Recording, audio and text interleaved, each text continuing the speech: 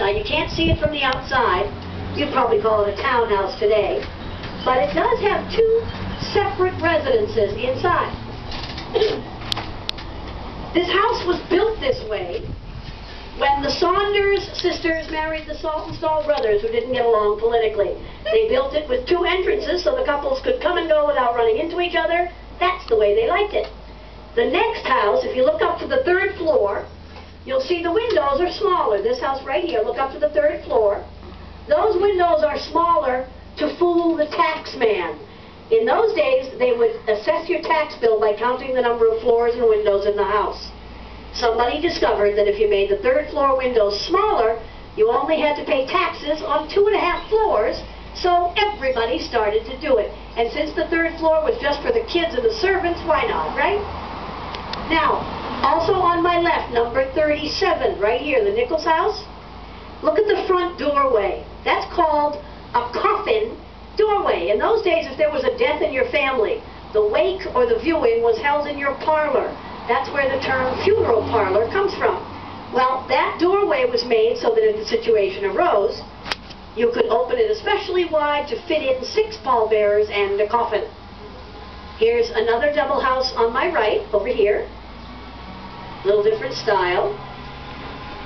And this gray house here, with the Hawaiian flag flying out front, is the Stephen Phillips Trust House. Now, for $5, you can take a tour of the house, which is over an hour long. It's a really beautiful tour. I highly recommend it. And as I said, this is the only house on the street that's open to the public. Next door, by the way, this was Mr. Phillips' mother-in-law's house right here, called Wheatland Manor. And then coming up on my left, this next brick building was built by Walter Poor. He's the man who founded the company that we know today as Osram Sylvania, light bulbs and that sort of thing, and his descendants still live there. This mustard-colored house is the house where Stephen Phillips and his family lived while the other building was open to the public. You probably won't be too surprised when I tell you that the smallest house on this street is 13 rooms. It's the gray house on my right. This is the house where Nathaniel Hawthorne, his wife and 2 children lived while they lived in Salem. He was so shy that anytime anybody came to the front door, he would hightail it out the back and disappear until one of his kids told him the coast was clear and he could come home. The yellow house next door is the largest on the street, 24 rooms.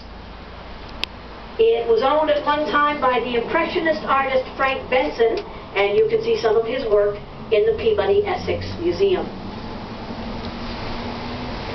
Now, coming up on my left, on this next corner, the brick building you see, it's not a house, never has been. This is Hamilton Hall.